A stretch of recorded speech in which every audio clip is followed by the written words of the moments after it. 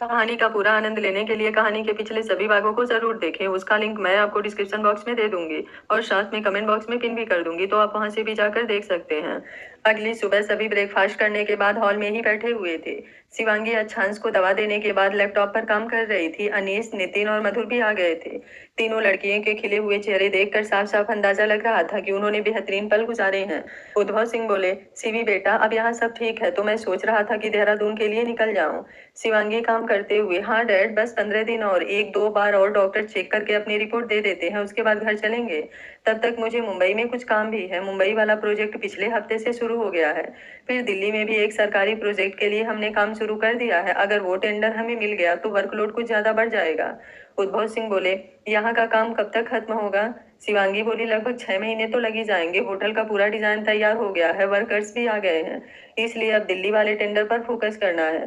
उद्भव सिंह बोले, लेकिन दिल्ली वाले टेंडर में इंडिया की टॉप कंपनियां सब भाग लेंगी, वहां पर हमारी कंपनी को जगह मिलेगी? शिवांगी बोली, यस डैड, वो टेंडर मुझे किसी भी हाल में चाहिए। आप परेशान मत हो, हमने काफी पहले से उस पर काम करना शुरू कर दिया है।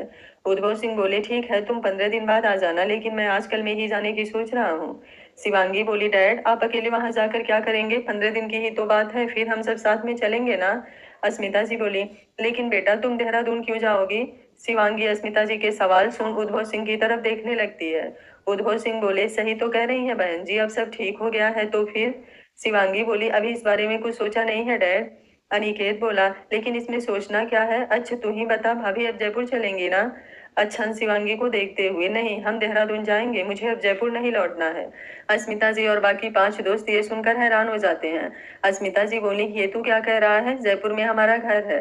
अच्छांश बोला, कौन सा घर? अब वहाँ कुछ भी नहीं बचा है, बस कंपनी शिवांगी के नाम से ट्रांसफर होने से 60% शेयर और उसके मालिकाना हक शिवांगी के पास है। और फिर शिवांगी की कंपनी भी तो है, उन्होंने इतनी मेहनत से इस मुकाम को बनाया है, अपनी एक पहचान बनाई है। ये सब छोड़कर मैं इन्हें जयपुर में लेकर नहीं रह सकता। हम लोग देहरादून रहेंगे और शिवांगी के नाम से जो कंपनी है वो कुणाल और अनिकेत के नाम से ट्रांसफर हो जाएगी। अनिकेत और कुणाल गुस्से से, तू पागल हो गया है? नहीं चाहिए हमें तेरी कंपनी, तू देहरादून जाना चाहता है ना, तो हम लोग भी वहीं चलेंगे। अच्छांश बोला, तुम लोग ये बेवकूफ वाली हरकत करना कब छोड़ोगे? मैं तुम लोगों से दूर थोड़ी जा रहा हूँ, जब भी मन होगा देहरादून आ जाना, और बाकी फोन पर बातें होती रहेंगी। और मैं कंपनी के लिए ऑनलाइन सारा काम देख लूंगा। जयपुर में तुम लोगों की अपनी फैमिली है। मधुर बोला, अच्छा और तू हमारी फैमिली नहीं है? अच्छांश बोला, फैमिली हूँ, तभी तो तुम लोगों को समझा रहा हूँ। देख हम लोग दिल से जुड़े हुए हैं और यही काफी है, बाकी महीने 2 महीने में मिलना जुलना होता ही रहेगा। लेकिन अगर शिवांगी जयपुर आई तो देहरादून में उनकी कंपनी का क्या होगा? जो ये इतनी मेहनत कर रही हैं, इन सब का क्या होगा? अस्मिता जी अच्छांश की बातें सुन मुस्कुराते हुए बोली, अच्छे सही कह रहा है, आज मुझे अपने बेटे पर सच में घमंड हो रहा है। हमेशा लड़कियां ही क्यों लड़कों के काम और जॉब के लिए अपने सपने को छोड़े? शिवांगी में काबिलियत है आगे बढ़ने का, और अब हम भी नहीं चाहते कि वो अपनी काबिलियत छोड़कर जयपुर आए। मैं अच्छे के फैसले में उसके साथ हूँ। फिर जयपुर और देहरादून के बीच की दूरी ही कितनी है? वैसे भी रोजमर्रा की जिंदगी में सभी लोग तो खुद में ही व्यस्त हो जाते हैं, बाकी कोई फेस्टिवल या कोई ऐसा मौका होगा तो हम लोग एक दूसरे से मिलने आ जाएंगे। 5 लड़के बोले, लेकिन आंटी आज तक हम लोग 6 दोस्त जब से दोस्ती हुई है कभी अलग नहीं रहे हैं। अच्छांश बोला, और हम कभी अलग होंगे भी नहीं। शिवांगी और उद्भव सिंह सबकी बातें सुनकर मुस्कुरा रहे थे। शिवांगी बोली, अभी आप लोग इन सब के बारे में सोचना बंद कीजिए, हमारा काम ऐसा है, हम उसे कहीं से भी संभाल सकते हैं। बाकी अभी हमारे विश्वसनीय एम्प्लाई और डैड भी हैं, लेकिन इन सबसे पहले हमें वो सारी चीजें जो देवेंद्र सिंह सूर्यवंशी ने धोखे से ली है वो सब वापस पाना है, और उन लोगों को उनके किए की सजा भी देनी है। मैं महान आत्मा नहीं हूँ कि ये सोचकर बैठ जाऊं कि भगवान उनके कर्मों की सजा देगा। यह सुन सभी शिवांगी को देखते हुए, लेकिन ये सब होगा कैसे? शिवांगी बोली, सब हो जाएगा, बस 15 दिन और, उन लोगों को आसमान में उड़ने देते हैं, उसके बाद वो जमीन पर रहने लायक भी नहीं बचेंगे। सभी इस बात को मान जाते हैं। शिवांगी बोली, तब तक आप लोग वहां जाकर अपना अपना काम संभालें और सब पर पूरी नजर भी रखें। हम 15 दिन बाद पहले जयपुर ही आएंगे। सभी थोड़ा नानुकुर के बाद जयपुर जाने के लिए तैयार हो जाते हैं, लेकिन अभी 2-4 दिन बाद। अच्छांश भी अब पूरी तरह से अपने दुश्मनों का मुकाबला करने के लिए अपने दोस्तों के साथ बैठकर सारी बातें डिस्कस करने लगा। वे लोग कमरे में आकर बातें करने लगे। उनके आदमियों ने विराज और संध्या का बायोडाटा निकलवा लिया था। इतने दिनों में तो सभी हॉस्पिटल और अच्छांश को लेकर टेंशन में थे, इसलिए इन सब पर कोई ध्यान नहीं दिया, लेकिन अब वे सब अपना प्लान रेडी करने में लग गए। जयपुर में राघवेंद्र सिंह ने संध्या को फिर से कांटेक्ट करने की कोशिश की, लेकिन निराशा ही हाथ लगी। उन्होंने फिर से अपने आदमी मुंबई भेजे, जहां से उन्हें पता चल गया था कि अच्छांश का ऑपरेशन हो चुका है, लेकिन बोन मैरो कहाँ से आया किसी को पता नहीं चला। क्योंकि उसी वक्त में वो 2 आदमी जो बोन मैरो देने आए थे, उनके आने की वजह से उनके आदमियों को अस्पताल से ये बात सही से पता नहीं लग रही थी। लेकिन राघवेंद्र सिंह अच्छांश के ऑपरेशन का सुनकर खुश हो गए थे। बाकी घर वाले को अच्छांश से अब कोई लेना देना नहीं था, सभी अपने में मग्न थे। लेकिन सुरेंद्र जी नीलम और उनके बच्चे देवेंद्र और साक्षी के सामने अब नौकर की तरह रह रहे थे। कंपनी में भी उनकी जगह एक एम्प्लॉय की थी, जिससे अब उन्हें अच्छांश की बहुत याद आ रही थी। देवेंद्र साक्षी का बेटा वर्णित अपने माँ बाप से नाराज होकर हॉस्टल में रहने लगा था। सताक्षी तो आसमान में उड़ रही थी, वो भी बिल्कुल अपने माँ बाप के जैसी दौलत की भूखी थी। नंदिनी सुरेंद्र और नीलम की बेटी को अपने सामने अब कुछ भी नहीं समझती थी। नंदिनी और आनंद अपने माँ बाप और देवेंद्र साक्षी जैसे नहीं थे, वर्णित की तरह वे लोग भी बस सुकून की जिंदगी चाहते थे। अब तो उनके माँ बाप भी इस बात को समझ चुके थे, लेकिन अब उनके हाथ में कुछ भी नहीं था, इसलिए वो शर्मिंदगी की वजह से अच्छांश और रश्मिता जी के सामने जाना नहीं चाहते थे। मुंबई में अच्छांश और बाकी दोस्तों ने संध्या और विराज की कुंडली खंगाल दी थी, और जो सच सामने आया वैसा तो इन लोगों ने सोचा भी नहीं था। अच्छांश इस सच को एक्सेप्ट नहीं कर पा रहा था, वो जाने कितनी देर तक अपने दोस्तों के गले लगकर रोता रहा। शिवांगी डिनर बनाने के बाद जब अस्मिता जी को उन लोगों को बुलाने के लिए कहा, तब वे लोग कमरे से बाहर आए, लेकिन अच्छांश की आंखें शिवांगी और अस्मिता जी से सारी चुगली कर दी थी। अस्मिता जी परेशान होते हुए, क्या हुआ है, तेरी आंखें इतनी लाल क्यों हैं? अच्छांश का गला अभी भी भर्राया हुआ था। कुणाल बोला, आंटी वो हम सभी एक दूसरे को तकिए से मार रहे थे और गलती से अच्छांश की आंखों में झटका लग गया। अनिका बोली, आप लोग बच्चे हैं क्या, जब देखो तब लड़ना शुरू कर देते हैं? अस्मिता जी बोली, इन लोगों को कहने का कुछ फायदा नहीं, अब बाप बनने वाले हैं लेकिन हरकतें बच्चों वाली करेंगे। कहते हुए अपनी साड़ी के पल्लू से मुंह से भाप लेकर अच्छांश की आंखों को सेकने लगी। अनिकेत बोला, आंटी ये बात इन लोगों को समझाओ, मेरी तो अभी शादी भी नहीं हुई है, मैं तो सच में बच्चा हूँ।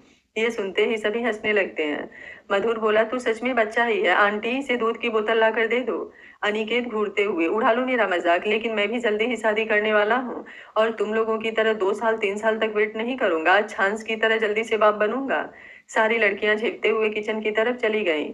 अस्मिता जी अनिकेत के सर पर एक थप्पड़ मारते हुए, बिल्कुल पागल है, कुछ सोच समझ कर तो बोला कर। अनिकेत अपना सर सहलाते हुए, अब मैंने क्या कर दिया? अच्छांश बोला, कुछ नहीं साले, चल चुपचाप बैठकर खाना खा। अच्छांश को नॉर्मल देख सारे दोस्त खाने की टेबल पर बैठ जाते हैं। शिवाच सबकी प्लेट में खा खा कर अपना पेट भर लेता है। सभी अपने अपने कमरे में सोने आ जाते हैं। शिवांगी अच्छांश के सीने पर सर रखते हुए, अब तो सब कुछ ठीक हो गया है, फिर किस बात से आप इतने परेशान हो गए थे? अच्छांश शिवांगी को देखते हुए, ऐसी कोई बात नहीं थी, बताया तो था, वो तकिया से झटका लग गया था। शिवांगी बोली, क्या सच में? अगर नहीं बताना चाहते हैं तो आप मना कर सकते हैं, लेकिन झूठ बोलने की कोई जरूरत नहीं है। अच्छांश बोला, आपसे झूठ बोलना नहीं चाहता, लेकिन सच बताने की हिम्मत नहीं हो रही है। शिवांगी बोली, ये सच किससे जुड़ा हुआ है? अच्छांश बोला, मेरे पापा से। आज तक हमें लग रहा था कि पापा का एक्सीडेंट हुआ था, लेकिन आज पता चला है कि ये एक साजिश थी, उनके दुश्मनों ने जानबूझकर उनकी गाड़ी में बम रखवाए थे। शिवांगी बोली, क्या उस दुश्मन का पता चला है? अच्छांश बोला, हाँ, पूरा सिसोदिया परिवार ने मिलकर साजिश रची थी। शिवांगी बोली, वाह, लेकिन वो तो आपके पापा के दोस्त थे ना? अच्छांश बोला, हाँ, माँ ने तो यही बताया था, अब इसी बात का तो पता लगाना है कि उन लोगों ने पापा को क्यों मारा। दुनिया में लोगों के चेहरे के ऊपर चेहरे हैं, समझ नहीं आता किस पर विश्वास किया जाए। शिवांगी बोली, ये बात संध्या और विराज को तो जरूर पता होगी, वे दोनों आपके कब्जे में ही है ना? अच्छांश बोला, हाँ, जब हम जयपुर चलेंगे तो उनका भी हिसाब होगा। शिवांगी बोली, बिल्कुल, अब ज्यादा मत सोचिए। अच्छांश शिवांगी के माथे को चूमते हुए, जब आप पास होती हैं तो ऐसे ही दिल दिमाग आपको छोड़कर कुछ सोच ही नहीं पाता। शिवांगी मुस्कुराते हुए उसके गालों को चूम, ज्यादा मक्खनबाजी मत कीजिए, अब कुछ नहीं मिलेगा। अच्छांश थोड़ा उदास होते हुए, सॉरी, कल रात आपको उस तरह अधूरा छोड़ने के लिए। शिवांगी उसकी आंखों में देखते हुए, आपकी बाहों में आकर मैं खुद ही पूरी हो जाती हूँ, आपका होना मेरी जिंदगी को मुकम्मल करता है। रही बात कल रात की, तो अभी आपकी तबीयत जिस तरह से है उसमें आपका मेरे करीब होना ही बहुत है, मेरे लिए वो सारे एहसास खूबसूरत है, इसलिए ऐसा कुछ भी दिमाग में मत सोचिए, बस कुछ दिनों की बात है। अच्छांश उसे अपने बाहों में समेटते हुए, आपके होने से मेरी जिंदगी भी मुकम्मल होती है। एक बार ठीक हो जाऊं उसके बाद आपके साथ सारी ख्वाहिशों को पूरा करना है, जो सारे सपने हमने मिलकर देखे हैं उन सबको पूरा करना है, सारी खुशियां आपके दामन में डालनी है। दोनों बातें करते हुए थोड़ी देर में सो जाते हैं। धीरे धीरे समय गुजरता जा रहा था। 3 दिन बाद सभी दोस्त जयपुर लौट जाते हैं। शिवांगी अच्छांश की देखभाल से लेकर मुंबई में बन रहे रिसोर्ट का सारा काम संभालती है। दिल्ली वाले टेंडर पर भी वो पूरी मेहनत कर रही थी। 1 हफ्ते बाद अच्छांश का फिर से चेकअप हुआ, जिसमें उसकी प्रोग्रेस रिपोर्ट अच्छी आई। अस्मिता जी और उद्भव जी अपने परिवार को देख अब और ज्यादा खुश रहने लगे थे, अब कोई अकेलापन नहीं था। शिवाच के साथ उन लोगों का सारा दिन आराम से कट जाता था। अच्छांश भी अब थोड़ा बहुत अपने कंपनी का वर्क देखने लगा था। आगे के 1 हफ्ते भी आराम से कट जाते हैं। डॉक्टर फाइनली एक बार और चेकअप कर अच्छांश को पूरी तरह फिट और फाइन बताते हैं। घर आने पर अब सभी जयपुर जाने की तैयारी करने लगते हैं। उद्भव सिंह देहरादून जाना चाहते थे, लेकिन शिवांगी और अच्छांश उन्हें अपने साथ जयपुर चलने के लिए मना लेते हैं। शिवांगी जयपुर अनिकेत को फोन करके उन लोगों का पूरा इन्फॉर्मेशन मांगती है जो इन दिनों उन पर नजर रखकर हासिल की गई थी। रात को अच्छांश शिवांगी के साथ लेटा हुआ था। अच्छांश बोला, बीबी आप करने क्या वाली हैं, क्योंकि उस पेपर पर मेरे हस्ताक्षर हैं और वो पेपर भी असली थे। शिवांगी बोली, तो मैंने कब कहा कि पेपर नकली हैं। अच्छांश बोला, यही तो मुझे समझ नहीं आ रहा कि कैसे वे लोग आपकी बात मानेंगे जिस प्रॉपर्टी को पाने के लिए उन्होंने इतना बड़ा धोखा दिया। क्या वो केवल कहने भर से दे देंगे। शिवांगी बोली, कहने सुनने का स्टाइल मेरा नहीं है, मैं अपनी हक की चीजें छीन कर भी वापस ले लेती हूँ। शायद डैड ने आपको बताया नहीं, मैंने उनके दुश्मनों का क्या हाल किया था। अच्छांश ये सुनते ही हैरानी से आंखें बड़ी बड़ी करते हुए, मतलब फिर से आप एक्शन मोड में आने वाली हैं। शिवांगी मुस्कुराते हुए, बहुत दिनों से हाथों में खुजली हो रही है, अब जब मौका मिला है तो जाने क्यों दूं। अच्छांश बोला, बेचारे मेरे चाचा चाची। शिवांगी अच्छांश को घूरते हुए, क्यों दया आ रही है। अच्छांश अपना मुंह लटकाते हुए, क्या करूं, मेरे चाचा चाची हैं, उनके नाम पर कोई मातम मनाने वाला भी तो होना चाहिए। शिवांगी मुस्कुरा देती है। अच्छांश मुस्कुराते हुए, मैं हमेशा आपके साथ हूँ, अब किसी को भी हम दोनों के बीच में आने की इजाजत नहीं। शिवांगी बोली, अब लगता है काश उस वक्त मेरे पास एक मोबाइल होता तो ये मुझे 4 साल आपके बिना गुजारने पड़े, ये नहीं होता।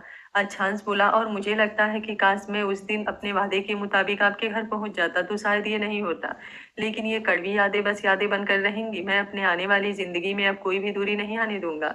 सॉरी कि मैं आपको ढूंढ नहीं पाया, सॉरी कि मेरे बिना शिवाच को आपको संभालना पड़ा, और थैंक यू कि आपने मेरा विश्वास किया, मेरे बच्चे को इस दुनिया में लाई, उसे इतना प्यार दिया। शिवांगी बोली, कभी कभी जो होता है शायद उसमें कुछ अच्छाई भी छुपी होती है। माना वो सब बहुत ही तकलीफ दे रहा था, लेकिन इन सब में एक अच्छी चीज हुई कि मैं खुद के लिए लड़ना सीख गई, लोगों से डरने वाली उनकी आंखों में आंखें डालकर उनका सामना करना सीख गई। अच्छांश मुस्कुराते हुए, ये तो मैं देख चुका हूँ, इसमें कोई शक की बात नहीं है, और सच में I am proud of you. मैं चाहता हूँ कि मेरी बेटी भी आपके जैसी बने। शिवांगी बोली, फिर से आपकी बेटी, अभी वो आई भी नहीं है और आप मुझे भूलने लगे हैं। अच्छांश हंसते हुए, बिल्कुल नहीं, आपकी जगह मेरी जिंदगी में सबसे ऊपर है, लेकिन मेरे बच्चे भी मुझे प्यारे हैं क्योंकि उनमें हम दोनों का अंश है। दोनों बातें करते हुए सो जाते हैं। अच्छांश भी अब बिल्कुल ठीक हो चुका था, इसलिए टेंशन की कोई बात नहीं थी। 2 दिन बाद शिवांगी सबके साथ जयपुर के लिए निकल गई। शाम 6 बजे की फ्लाइट थी। जयपुर पहुंचते हुए लगभग 8 बज गया था। एयरपोर्ट से बाहर आते ही शिवांगी उस शहर को देखने लगी जिसे वो सालों पीछे छोड़ चुकी थी। अच्छांश शिवाज को अपनी गोद में लिए शिवांगी का हाथ थामे, अब मैं आपके हर कदम पर साथ हूँ, इसलिए घबराने की कोई जरूरत नहीं है, हम मिलकर अपना सफर पूरा करेंगे। शिवांगी मुस्कुराते हुए सर हिला देती है। अनिकेत, थोड़ा रोमांस घर के लिए बचा लीजिए, बेचारे क्यों हम जैसे सिंगल लोगों को जला रहे हैं। ये सुनते ही शिवांगी झेप जाती है। अच्छांश बोला, लगता है जयपुर में आते ही तू फिर से पिटने के लिए उतावला हो रहा है। अनिकेत सामान गाड़ी में रखते हुए, लोगों से सच्चाई हजम ही नहीं होती। अस्मिता जी उसके कंधे पर एक थप्पड़ मारते हुए, क्या क्या बोलता रहता है तू। अनिकेत अपना मुंह फुलाते हुए, आंटी मैं तो सच्ची बोलता हूँ, इन लोगों ने सच में मेरे साथ बेवफाई की है, खुद शादी कर ली, अब बाप भी बन गए और मुझे सिंगल पर अत्याचार करते रहते हैं। उद्भव सिंह मुस्कुराते हुए, कोई बात नहीं, हम जल्दी आपके लिए भी एक प्यारी सी लड़की ढूंढ लेंगे। अनिकेत अपनी आंखों में चमक भरते हुए, लड़की तो मेरी नजर में है, बस आप लोगों की कृपा हो जाए, खास करके शिवांगी भाभी की। अंतिम लाइन वो धीरे से बोलता है, कोई सुन नहीं पाता। अच्छांश अस्मिता और शिवांगी के साथ पीछे की सीट पर बैठता है। उद्भव जी आगे की सीट पर बैठ जाते हैं। शिवांगी शिवाच को अपनी गोद में ले लेती है, वो सो गया था। सभी घर के लिए निकल जाते हैं। लगभग 1 घंटे बाद उनकी गाड़ी अच्छांश के बंगलों पर रुकती है जिसे उसने अपनी कमाई से लिया था। वैसे तो ये भी देवेंद्र सिंह के नाम लिख चुका था, लेकिन शिवांगी ने यहीं आने का डिसाइड किया। देवेंद्र सिंह को अच्छांश के बारे में कोई खबर नहीं थी, उन्हें पता ही नहीं था कि वो ठीक हुआ भी या नहीं, अभी मुंबई में है या कहाँ है। वो तो अपने में मगन थे, कंपनी का मालिक बन वो खुद को पूरी दुनिया का मालिक समझने लगे थे। पांचों दोस्त ने पूरे बंगलों को अच्छे से साफ करवा कर सेट कर दिया था। बंगलो बेहद खूबसूरत था। अच्छांश शिवांगी को अपने साथ लेकर कमरे में आता है। नीचे सारे दोस्तों ने खाना घर से ही पैक करवा कर लाया था। सभी की पत्नी प्रेग्नेंट थी। नितिन की पत्नी कोमल का भी पिछले हफ्ते ही प्रेगनेंसी कंफर्म हुआ था, इसलिए शिवांगी और अस्मिता जी ने स्ट्रिक्टली सबको घर पर ही रहने को कहा था, इसलिए सारी लड़कियां अपने अपने घर पर थी। शिवांगी पूरा कमरा देखते हुए, ये तो बहुत खूबसूरत है। अच्छांश शिवाज को बेड पर सुलाते हुए शिवांगी को बाहों में भरकर, आप यहाँ मेरे साथ हैं, इससे ये कमरा और ज्यादा खूबसूरत लग रहा है। नहीं तो जब से इस कमरे में आता था सब कुछ खोखला लगता था। शिवांगी उसके सीने पर अपना सर रखते हुए, अब ये खूबसूरती हमेशा रहेगी। दोनों फ्रेश होकर नीचे सबके साथ खाना खाते हैं। उसके बाद सारे लड़के कल आने को कहकर अपने अपने घर के लिए निकल जाते हैं। अस्मिता जी और उद्भव जी भी अपने अपने कमरे में आ जाते हैं। शिवांगी मेन दरवाजा अच्छे से लॉक करते हुए जैसे ही घूमती है, अच्छांश उसे अपनी बाहों में उठा लेता है। शिवांगी अच्छांश की गर्दन में अपने दोनों बाहें जोर से पकड़ते हुए, ये क्या कर रहे हैं आप? अभी आपकी।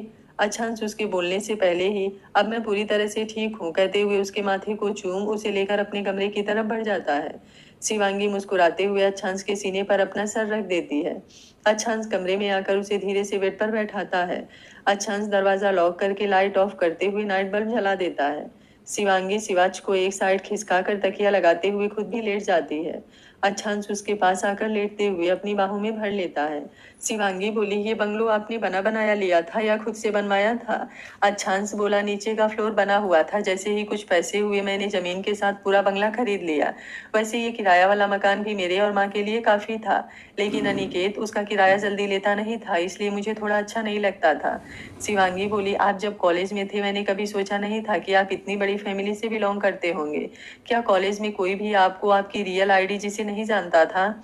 अच्छांश बोला, नहीं, जब मैं 10वीं में ही था तभी पापा की डेथ हो गई थी और साल लगते लगते मेरे अपनों के चेहरे साफ साफ नजर आने लगे थे। फिर भी सब कुछ बर्दाश्त कर रहा था क्योंकि मेरे हाथ उस समय कुछ भी नहीं था। लेकिन जब माँ के साथ बदतमीजी ज्यादा होने लगी, और उस दिन तो हद ही हो गई थी, वो बेहोश हो गई थी और दोनों चाची फिर भी उन्हें सुनाई जा रही थी, तो मुझे बर्दाश्त नहीं हुआ और मैंने उसी समय माँ को लेकर घर छोड़ दिया था। उससे कुछ महीने पहले ही आपको पहली बार स्कूल में देखा था। शिवांगी बोली, मुझे तो स्कूल में लगभग 6 महीने बाद एक क्लासमेट ने मुझे बताया, तब मुझे पता चला। अच्छांश बोला, पता है मुझे, क्योंकि मैंने 2 दिन तक आपको नहीं देखा था और मुझे बेचैनी होने लगी थी। उसके बाद जब आप आई तो आप और ज्यादा डरने लगी थी, मुझे समझ नहीं आया कि क्या हुआ है, इसलिए आपकी क्लास में पता करवाने की कोशिश की, वहां से मुझे पता लग चुका था, इसलिए मैं भी और ज्यादा सतर्क हो गया। शिवांगी बोली, लेकिन इस विराज की आपसे शुरू से ही क्या दुश्मनी थी? क्योंकि स्कूल टाइम में तो मैंने उस पर ध्यान भी नहीं दिया था और उसने मुझे तंग भी नहीं किया था। अच्छांश बोला, सारी बातें पता लग चुकी है, विराज और वो लड़की संध्या दोनों सगे भाई बहन हैं। शिवांगी चौंकते हुए, लेकिन दोनों का सरनेम तो बिल्कुल अलग है। अच्छांश बोला, उसकी भी लंबी कहानी है। ये संध्या जब 5 साल की थी उस वक्त इसने अपने नौकर की बेटी का सर फोड़ दिया था, क्योंकि उस बच्ची ने इसके डॉल को छू लिया था। इससे पहले भी वो जरा जरा सी बात पर बहुत ज्यादा गुस्सा हो जाती थी, लेकिन उस दिन उस बच्ची के जान पर बन आई थी, उसे तो बचा लिया गया। लेकिन अब संध्या के माँ बाप थोड़े डर गए, इसलिए वो संध्या को लेकर डॉक्टर के पास पहुंचे।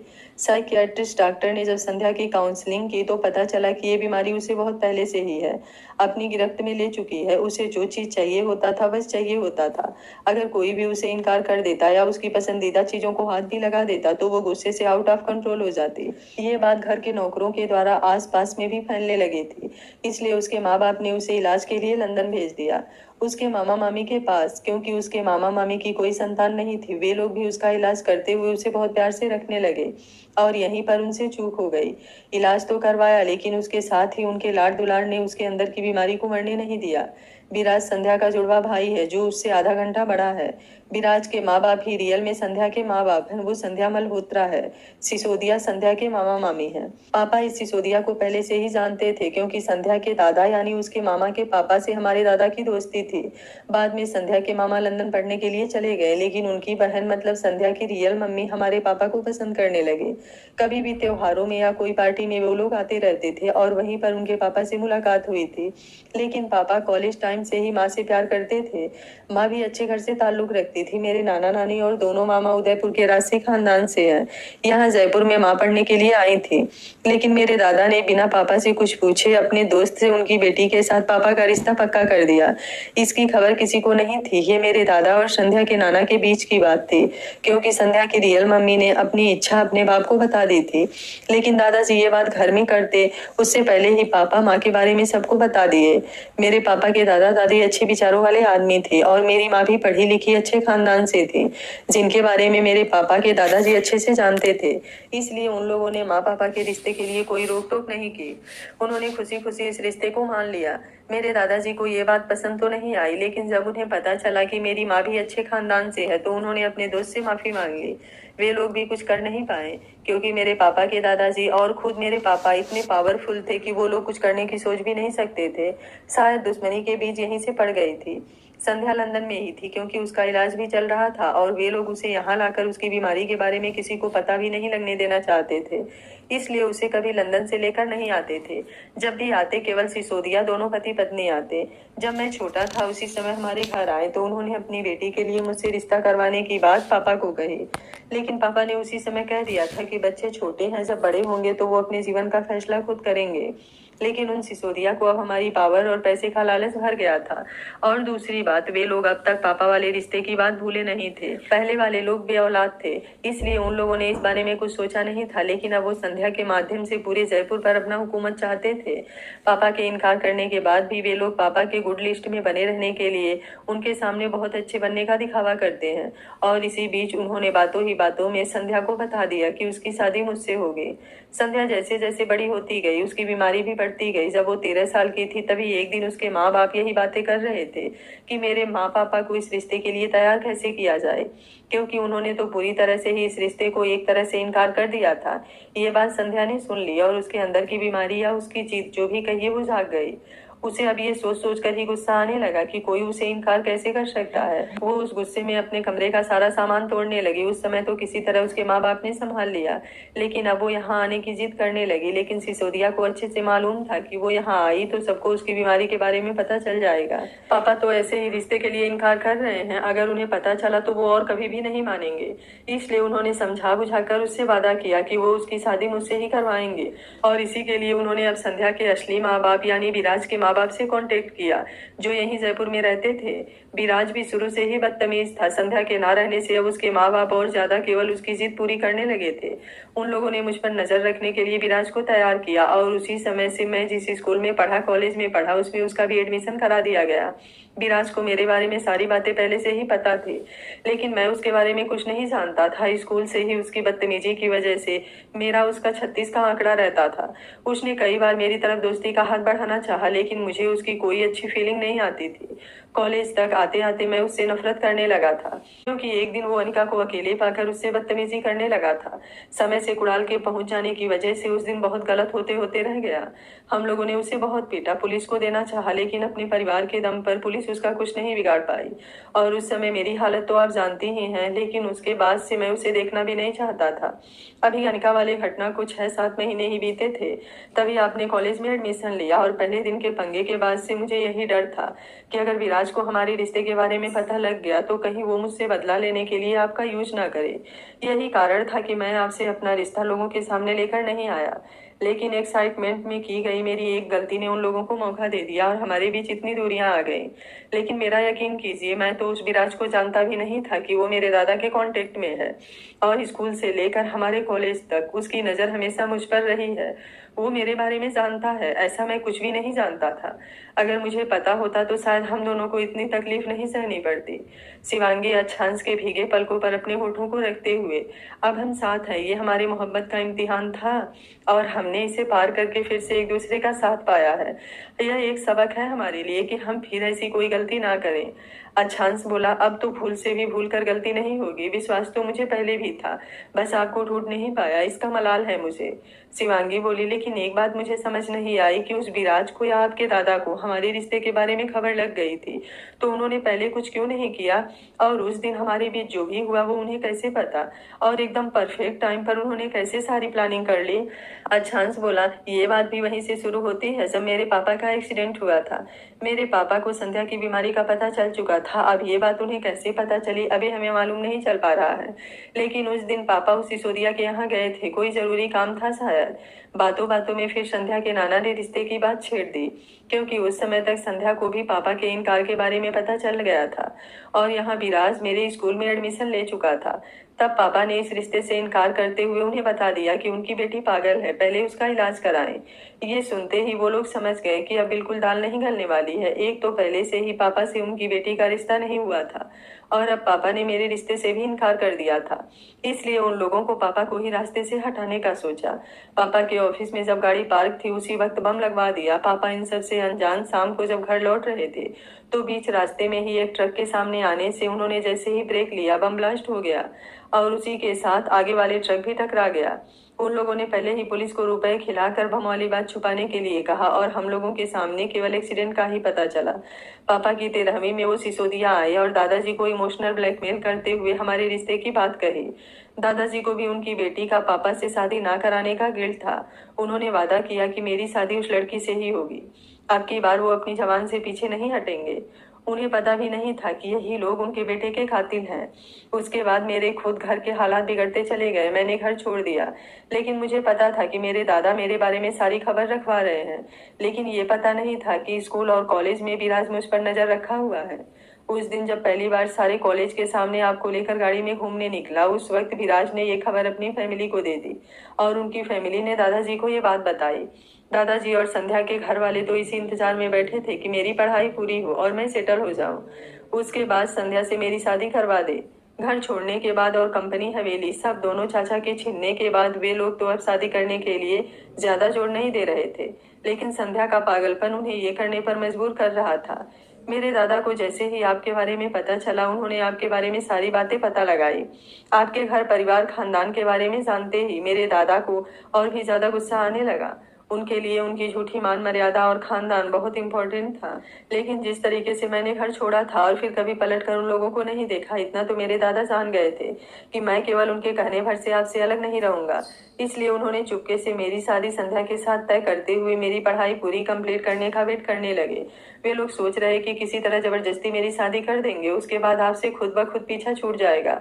लेकिन अभी आपको कुछ किया या मुझे रोकने की कोशिश की तो हो सकता है कि ये उनके लिए घातक हो जाए, इसलिए उन्होंने ऐसा कुछ भी नहीं किया। लेकिन विराज की नजर मुझ पर लगातार बनी हुई थी। अब उन लोगों ने संध्या को भी यहाँ बुला लिया। उस समय तक मैंने अपनी कंपनी भी शुरू कर दी थी। संध्या मुझे देखने के बाद और भी ज्यादा मुझे हासिल करने की जिद लेकर बैठ गई। लेकिन उन लोगों का प्लान सक्सेस होता उससे पहले ही उस दिन मैं आपसे मिलने पहुंच गया और अपनी बेताबी में हमने अपने रिश्ते को आगे बढ़ा लिया। विराज ने जब हमें मंदिर में शादी करते देखा उसी वक्त उसने अपने घर पर और दादाजी को कॉल करके सारी बातें बता दी। वो गुस्से में उसी वक्त मुझे मारने की बात कर रहा था, लेकिन संध्या ने उससे कहा कि मुझे कुछ नहीं होना चाहिए। मेरे दादाजी ने भी धमकी दी कि अगर मुझे कुछ हुआ तो उन लोगों को छोड़ेंगे नहीं। विराज लौट गया, लेकिन अब सबने मिलकर इस बात की पूरी प्लानिंग कर ली। मेरे दादा मेरी माँ को इमोशनली कमजोर करने के लिए घर पहुंचे। तभी मैं माँ को आपके यहाँ चलने की बात कर रहा था और माँ ने भी रजामंदी दे दी थी। उसके बाद माँ ने जो बताया वो तो आप जानते ही हैं। शिवांगी बोली, ये तो आपके दादा विराज, संध्या और बाकी सिसोदिया परिवार की प्लानिंग हो गई। जो उन्होंने मेरे साथ किया मेरी नजरों में आपको गलत साबित करने के लिए। लेकिन आपकी नजरों में मुझे गलत साबित तो मेरे अपने बाप ने किया। आखिर उन्होंने ऐसा क्यों किया? माँ सौतेली सही, लेकिन बाप तो सगा था। जिंदगी भर तो कुछ दिया नहीं, जाते जाते भी अपनी बेटी को ही इतना गलत साबित कर दिया। अपनी बेटी को इतना नीचे गिराते हुए उनके जबान नहीं कांपे। माँ बाप तो बच्चों की गलतियां क्या गुनाह तक को छुपा जाते हैं, और मैं बेगुनाह होकर भी आगे के सब शिवांगी से कहे नहीं गए। अच्छांश उसका दर्द और तकलीफ समझ रहा था। वो शिवांगी के गालों पर अपनी हथेली रखते हुए, आपका दर्द समझ रहा हूँ, लेकिन मुझे कोई हैरानी नहीं हो रही है। मैंने तो अपनों के चेहरे कुछ इस तरह देखे हैं कि अब बस अफसोस होता है। आपके पापा भी कुछ इसी तरह हैं। शिवांगी बोली, मतलब आपको पता है कि उन्होंने ये सब कैसे किया? अच्छांश बोला, हाँ, उस विराज और संध्या ने बताया है कि आपके वहां से जाने के बाद जब उन लोगों ने आपको रास्ते से हटा दिया, उसके अगले दिन सुबह ही विराज, संध्या और मेरे दादा फिर से आपके घर गए। आपके पापा और मम्मी से वो सारी बातें करने को कही। विराज का कार्ड, उससे बात करना, फिर उस लड़की के साथ आपकी आवाज में उतनी घटिया बातें करना, सब उन्होंने प्लानिंग कर ली थी। आपके पापा को ये सब करने के लिए 50 लाख रुपए दिए गए। साथ ही कंपनी में उनका प्रमोशन दिया गया। शिवांगी के होठों पर एक दर्द भरी मुस्कुराहट आ गई। अच्छांश उसके सर को सहलाते हुए, जिसने कभी आपके बारे में नहीं सोचा उसके लिए अपना दिल दुखाने का क्या फायदा?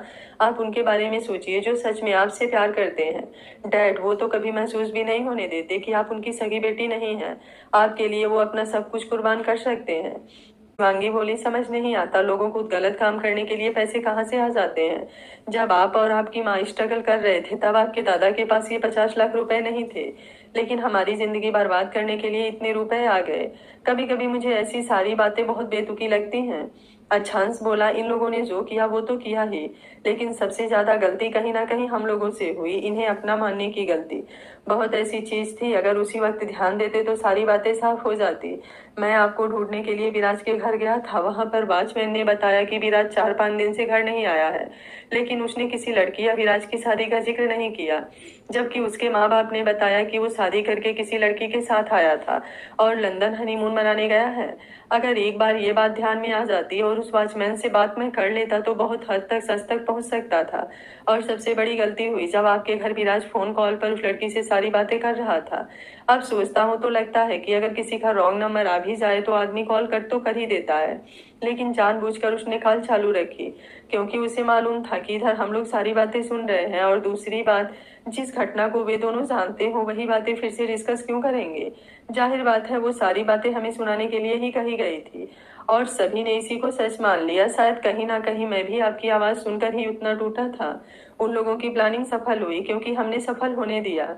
विराज ने अपने उन बातों में बताया था कि आप 2 महीने प्रेग्नेंट थी, जबकि आप पहली बार मेरे करीब आई थी, लेकिन उस वक्त दिमाग इतना सुन्न पड़ गया था कि सोच ही नहीं पाया। विराज के बारे में इतने अच्छे से जानता था, वो तो जाने कितनी लड़कियों को यूज करके छोड़ दिया था, फिर मैं क्यों नहीं सोच पाया कि जब आप मेरे करीब आ गई हैं तो वो आपके साथ क्यों है, इतना अच्छा तो वो नहीं है।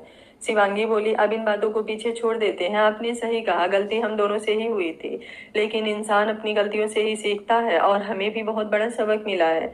आप, बहुत रात हो गई है, मुझे नींद आ रही है। अच्छांस मुस्कुराते हुए, सो लीजिए, क्योंकि अब मैं पूरी तरह से ठीक हो गया हूँ, तो अब रात रात भर जागने के लिए तैयार हो जाइए। शिवांगी शर्म से मुस्कुराते हुए उसके सीने में सिमट कर सो जाती है। अच्छांस भी आंखें बंद कर लेता है। अगली सुबह शिवांगी फ्रेश होने के बाद जैसे ही किचन में आई, अस्मिता जी नाश्ता बना रही थी। शिवांगी उनकी हेल्प करते हुए उन्हें आराम करने को कहने लगी। अस्मिता जी थोड़ा गुस्से से, पहले तो तुम मुझे आंटी कहना बंद करो। शिवांगी थोड़ा कंफ्यूजन से, क्यों, कुछ हुआ है क्या, नाराज क्यों हो रही हैं? तभी अच्छांस भी किचन में आ गया था। अस्मिता जी बोली, आज अपनी बीदनी को बोल दे, आगे से मुझे आंटी कहा ना तो मैं कभी बात भी नहीं करूंगी। अच्छांस मुस्कुराते हुए, मेरे बीदनी के कान बहुत तेज हैं, आपने जो बोला उसने सुन लिया।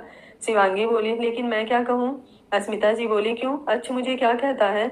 शिवांगी बोली, माँ। अस्मिता जी बोली, हाँ कितना अच्छा लग रहा है। शिवांगी अब बात को समझते हुए मुस्कुरा देती है। अस्मिता जी बोली, बेटा जो गलतियां मुझसे हुई है उन्हें तो मैं नहीं सुधार सकती, लेकिन अब कुछ बिगड़ने भी नहीं दूंगी। अच्छांस और शिवांगी एक साथ अस्मिता जी के गले लगते हुए, माँ अब भूल जाइए उन बातों को। अस्मिता जी दोनों के पीठ पर हाथ रखते हुए, ठीक है भूल गई, लेकिन एक बात बताऊं, इन सब में सारी गलती मेरे इस नालायक बेटे की है। अच्छांस ये सुनते ही हैरानी से अपना मुंह खोलते हुए, माँ मैंने ऐसी कौन सी गलती कर दी? अस्मिता जी बोली, यही कि तूने कभी भी शिवांगी के बारे में ना मुझे बताया और ना ही उससे मिलवाया। अगर हम लोग पहले से एक दूसरे से मिले होते, जानते होते, तो मैं कभी शिवांगी को गलत नहीं समझती। अच्छांस मुंह बनाते हुए, मतलब सारी गलती मेरी है? माँ अगर उस समय आपको शिवांगी के बारे में बताता तो आप उसी समय मेरे कान खींचने लगती, और कितनी डांटती भी कि मैं पढ़ाई छोड़कर लड़की के पीछे पागल हो रहा हूँ। शिवांगी ये सुनकर हंसने लगती है।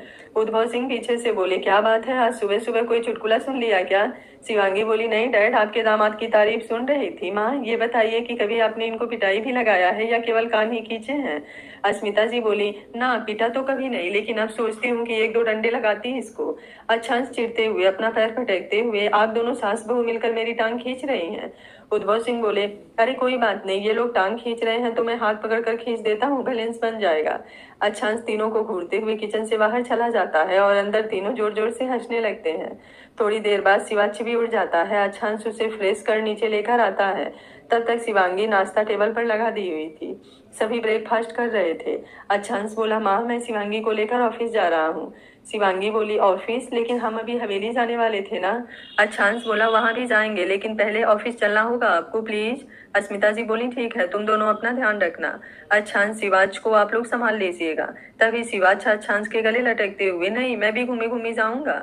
अच्छांश उसका मुस्कुराता चेहरा देख, ओके। शिवांगी बोली, लेकिन? अच्छांश बोला, कुछ नहीं होगा, मैं हूं ना।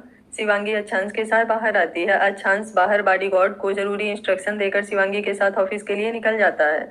शिवांगी बोली, लेकिन मुझे ऑफिस लेकर क्यों जा रहे हैं? अगर कोई काम था तो पहले आप कर लेते, हम बाद में ही हवेली चले जाते। अच्छांश बोला, थोड़ी देर सब्र कर लीजिए, आपके सारे सवालों के जवाब मिल जाएंगे। कहते हुए उसका हाथ पकड़कर गियर पर रख देता है। शिवाच गाड़ी से बाहर देखते हुए खुश हो रहा था। थोड़ी देर में उनकी गाड़ी एक बहुत बड़ी बिल्डिंग के सामने रुकी। अच्छांश ड्राइविंग सीट से उतरकर शिवांगी की साइड का दरवाजा खोलता है। शिवाच को गोद में लेते हुए शिवांगी का हाथ पकड़कर बाहर निकालता है। शिवांगी ऊपर की तरफ देखते हुए, ये तो बहुत खूबसूरत लग रहा है। तभी बाकी पांचों लड़के भी वहां आते हैं। शिवांगी को गुड मॉर्निंग विश करते हैं, आने के लिए वेलकम करते हैं। अच्छांश शिवांगी के साथ आगे बढ़ता है। नीचे के फ्लोर पर नितिन और मधुर अपना पूरा ऑफिस दिखाते हैं। अच्छांश शिवांगी और शिवाच के साथ लिफ्ट लेकर अपने फ्लोर पर आता है। ऊपर के फ्लोर पर एम्प्लॉय अपने काम में लगे हुए थे। अच्छांश शिवांगी के साथ अपने केबिन की तरफ बढ़ने लगता है। सारे एम्प्लॉय अच्छांश को एक लड़की और बच्चे के साथ देखकर थोड़े कंफ्यूज थे, लेकिन शिवांगी को देखने से खुद को रोक भी नहीं पा रहे थे। कुछ लड़कियां तो अभी तक हैरान परेशान थी। अच्छांश केबिन खोलकर शिवांगी को अंदर लेकर आता है। अनिकेत और कुणाल बाकी एम्प्लॉय की तरफ देखते हुए उन्हें अपना काम करने को कहते हैं। शिवांगी केबिन की हर एक चीज देख रही थी। शिवांगी बोली, ये तो बहुत खूबसूरत है। अच्छांश शिवांगी के कमर में हाथ डालते हुए, आपसे खूबसूरत कुछ भी नहीं है। शिवाच अच्छांश की गोद से उतरकर पूरे केबिन में दौड़ने लगता है। शिवांगी बोली, शिवाच संभल के बेटा। अच्छांश सामने लगे कांच के विंडो से पर्दे हटाते हुए शिवांगी के साथ वहां खड़ा होता है। इस वक्त दोनों 7वें फ्लोर पर थे। आसपास की सारी जगह उसे विंडो से दिखाई दे रही थी। शिवांगी बोली, I am proud of you, ये सब आपने अपनी मेहनत से हासिल किया है। अच्छांश बोला, लेकिन ये सब आपके बिना कुछ भी नहीं था। आज ये जगह, ये ऑफिस सच में खूबसूरत हुआ है। शिवांगी अच्छांश के सीने से सर टिकाते हुए मुस्कुरा देती है। अच्छांश शिवांगी को लेकर इस केबिन से लगे एक खूबसूरत कमरे में आता है। कमरे में दीवारों पर लगे शिवांगी की तस्वीर देख शिवाच अच्छांश से बहुत सारे सवाल पूछने लगता है। शिवांगी उन सारी तस्वीरों को देख रही थी जो उसके कॉलेज टाइम के थे। अच्छांश पूरा ऑफिस घुमाते हुए नीचे बेसमेंट में आता है। शिवाच को अनिकेत और बाकी लड़कों के साथ खेलने के लिए छोड़ दिया था। शिवांगी बेसमेंट में अंधेरा देख, हम यहाँ क्यों आए हैं? अच्छांश लाइट जलाते हुए, क्योंकि आपके लिए यहाँ पर एक स्पेशल तोहफा है। तभी शिवांगी की नजर सामने जाती है। एक लड़का और एक लड़की बहुत ही बुरी हालत में जंजीरों से जकड़े हुए थे। उन्हें देखते ही शिवांगी को आगे कुछ पूछने की जरूरत नहीं पड़ती। ये दोनों संध्या और विराज थे। लाइट जलते ही संध्या और विराज धीरे धीरे आंखें खोलते हैं। तभी अच्छांश का एक आदमी दोनों के ऊपर ठंडा पानी फेंक देता है। दोनों चिल्लाते हुए कांपने लगते हैं। थोड़ी देर बाद जब सामने देखते हैं तो उन्हें कुछ देर तक यकीन नहीं होता। शिवांगी अच्छांश की तरफ देखते हुए, मैंने तो सोचा था कि इन लोगों को मैं खुद अपने हाथों से सजा दूंगी, लेकिन आपने तो पहले ही इनकी हालत ऐसी कर दी, बेचारे हार्ट अटैक से ही ना मर जाएं। अच्छांश मुस्कुराते हुए, सजा तो आप ही देंगी, लेकिन उससे पहले थोड़ी खातिरदारी जरूरी थी। बिना खातिरदारी के ये लोग सारी बातें कैसे बताते? आखिर इन लोगों का स्टेटस इतना ऊंचा है। शिवांगी बोली, ये तो आपने बिल्कुल सही कहा, बेचारे मॉडर्न जमाने के हैं, मैं तो ठहरी गंवार। विराज बोला, अच्छांश हम लोगों ने तुम्हें सारा सारा सच बता दिया है, फिर हमें जाने क्यों नहीं देते? संध्या शिवांगी को घूरते हुए, ये कैसी बात कर रहे हो भाई? इस लड़की ने मेरा अच्छांश मुझसे छीन लिया, मैं इसे जिंदा नहीं छोड़ूंगी। अगर अच्छांश मेरा नहीं तो इसका भी नहीं हो सकता। शिवांगी को ये सुनते ही आज से 4 साल पहले संध्या की कही बात याद आने लगी। शिवांगी उसकी तरफ बढ़ते हुए गुस्से से खींचकर एक थप्पड़ लगाती है। संध्या का चेहरा एक तरफ लुढ़क जाता है। शिवांगी उसके बालों को पकड़ती हुई अपनी तरफ चेहरा करके, कुछ याद आया? याद नहीं आया तो मैं याद दिलाती हूँ। तूने कहा था, लेकिन मैं दिखाती हूँ। अच्छांश ना कभी तुम्हारे थे, ना है, ना होंगे। आइंदा से अगर इनका नाम भी तेरे जुबान पर आया ना, तो ये जबान कटी हुई नीचे जमीन पर फुदक रही होगी। शिवांगी की आंखें उसका ऑरा इस वक्त संध्या को कपकपाने पर मजबूर कर रही थी। उसकी जबान से चाहते हुए भी कुछ नहीं निकल सका। विराज तो शिवांगी को इस तरह देख हैरानी से ही मरा जा रहा था। शिवांगी बोली, एक बात कहूँ, तुमने उस समय अपने भाई को मेरी इज्जत पर हाथ डालने के लिए कहा था ना, लेकिन अगर वही भाई तेरी इज्जत पर हाथ डाले तो कैसा होगा? ये सुनते ही विराज और संध्या चीखते हुए, छोड़ूंगी नहीं तुम्हें। विराज बोला, शिवांगी ये कैसे घटिया बातें कर रही हो? शिवांगी हंसते हुए, क्यों, तेरी बहन लड़की नहीं है या अब तू मर्द नहीं रहा? कहीं मेरे अच्छांश ने तुझे सच में नामर्द तो नहीं बना दिया? ये सुनते ही विराज गुस्से से चीखता। उससे पहले ही अच्छांश उसका जबड़ा दबाते हुए, आवाज नीचे, मेरी पत्नी से कोई ऊंची आवाज में भी बात करे ये मुझे बर्दाश्त नहीं है, और तूने तो औकात से ज्यादा करने की कोशिश की थी। नामर्द तो उस समय भी था, तभी तो मेरे सामने से लड़ने के बजाय तूने मेरी कमजोरी पर वार करना चाहा। उस दिन तुम लोगों का प्लान सक्सेस कंफ्यूज हो गया हो, लेकिन हारा तो उस दिन भी था और हमेशा से हारा ही है। मैं और शिवांगी जितना प्यार करते हैं उतना ही भरोसा करते हैं। देख, तुम लोगों के इतने सारे प्लानिंग के बाद भी आज हम दोनों साथ हैं, लेकिन अब तुम लोगों के गुनाहों का अंत आ गया है। शिवांगी बोली, अंत तो होगा, लेकिन तुम लोगों की मौत नहीं आएगी। अपनी आंखों के सामने अपने परिवार के एक एक सदस्य को इसी तरह तड़पते देखोगे। तुम लोगों की जिंदगी जहन्नुम से भी बदतर बना दूंगी, ताकि आगे आने वाले जन्मों में भी तुम किसी लड़की की तरफ गलत नजर डालने से भी डरो। और तुम अपनी जबरदस्ती और जिद को प्यार का नाम देती हो। जब उतना ही प्यार था तो मेरे नाम से ही इतना डर गई कि मुझे रास्ते से हटाने की कोशिश की, लेकिन तेरी बदकिस्मती, अच्छांश ने पलट कर तुझे देखना तो दूर, तुझ पर थूका भी नहीं। संध्या चिल्लाते हुए, तू भूल रही है, अच्छांश से मेरी शादी हो चुकी है और मैं उनके साथ एक ही कमरे में 1 महीना गुजारी हूँ। शिवांगी हंसते हुए, जरा ठीक से याद करने की कोशिश करो, जिस दिन तुम लोग मेरे सामने आए थे अपना घिनौना खेल खेलने। क्यों आए थे, याद है ना? नहीं याद? तुम्हारी याददाश्त तो बहुत कमजोर हो गई है, चलो अपने भाई से पूछ लो। अच्छांश बोला, बीबी बेचारे दोनों के तार पहले ही हिले हुए हैं, इतना दिमाग पर जोर डालेंगे तो समय से पहले ही फट जाएगा। विराज चिल्लाते हुए, याद है मुझे, तुम दोनों ने शादी कर ली थी। और शिवांगी मुस्कुराते हुए, याद आ गया तो बता अपनी बहन को कि जब शादी मुझसे हुई थी तो क्या दूसरी शादी हो सकती है? संध्या बोली, चाहे दूसरी ही सही, लेकिन शादी तो हुई है ना, और 1 महीना भी हमने साथ गुजारा है। शिवांगी बोली, बहुत अफसोस हो रहा है मुझे तुझ पर। वैसे एक बात बता, कैसे रही तेरी फर्स्ट नाइट? अरे शर्मा मत, मुझे बताने में कौन सी शर्म। वैसे तुम पर ये शर्म सूट भी नहीं करती, क्योंकि तू तो पैदाइशी बेशर्म है। संध्या दांत पीस कर बुलबुला कर रह जाती है। शिवांगी बोली, चल, उस दिन तेरी ख्वाहिश अधूरी रह गई थी ना, बेचारी पूरी रात इंतजार करती रही होगी, लेकिन चेहरा भी नहीं देखना नसीब हुआ। मैं तुम्हारा दर्द समझ सकती हूँ, इसलिए आज तेरे दर्द का इलाज कर दूंगी। फिर वो अच्छांश के आदमियों की तरफ देखते हुए, सुनो, तुम लोग पत्नी व्रता हो या सारे आदमी? मैम प्लीज, हम लोग ऐसे नहीं हैं, हम लोग बीवी बच्चे वाले आदमी हैं, और ऐसी गंदी चीज को मुंह कौन लगाएगा? ये सुनते ही अच्छांश और शिवांगी मुस्कुरा देते हैं और विराज चीखने चिल्लाने लगता है। संध्या को तो कुछ समझ ही नहीं आ रहा था कि वो क्या करे।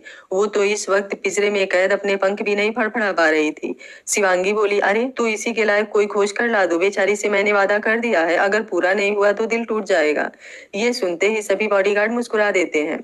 अच्छांश बोला, बीबी चलिए, अब यहाँ हमारे आदमी इन लोगों का इंतजाम कर देंगे। अब आपने वादा कर दिया है तो मैं उसे पूरा कैसे ना करूं। फिर अपने आदमियों की तरफ देखते हुए, जाकर जल्दी से इंतजाम करो। संध्या और विराज चिल्लाकर रह जाते हैं, लेकिन अच्छांश शिवांगी को लेकर बाहर आ जाता है। अच्छांश के सारे आदमी काम पर लग जाते हैं। संध्या की तो डर के मारे हालत खराब हो रही थी। संध्या बोली, भाई मुझे बचाओ, ये शिवांगी मुझसे भी बड़ी पागल है। विराज गुस्से से चिल्लाते हुए, चुप, एकदम चुप, आज तेरी वजह से मैं भी इन सब चक्करों में फंस गया हूँ। अब तो मैं कोसता हूँ इस दिन को, जिस दिन मुझे तेरा साथ देने के लिए कहा गया था और मैं भी उन लोगों की बात मान गया था। दोनों खुद में झगड़ते हुए यहाँ से बचने का रास्ता सोच रहे थे, लेकिन अब तो शायद भगवान भी इन लोगों को नहीं बचा सकते थे। बाहर आते ही अच्छांश शिवांगी को अपनी बाहों में जकड़ते हुए, बीबी आप तो बहुत खतरनाक हो गई हैं, मैंने तो उन लोगों के लिए ऐसी कोई सजा सोच ही नहीं पाया था। शिवांगी थोड़ा अच्छांश को घूरते हुए, क्यों, आपको दया आ रही है? अच्छांश शिवांगी के गालों को चूमते हुए, मैं अपनी दया उन लोगों पर खर्च नहीं करना चाहता। शिवांगी आगे कुछ कहती उससे पहले 5 लड़के शिवाच के साथ वहां आते हुए, तोता मैना जरा देख भी लिया करो यार, ये तुम लोगों का ऑफिस है। अच्छांश बोला, कभी कभी मन करता है इन लोगों को अच्छे से कुटाई करूं।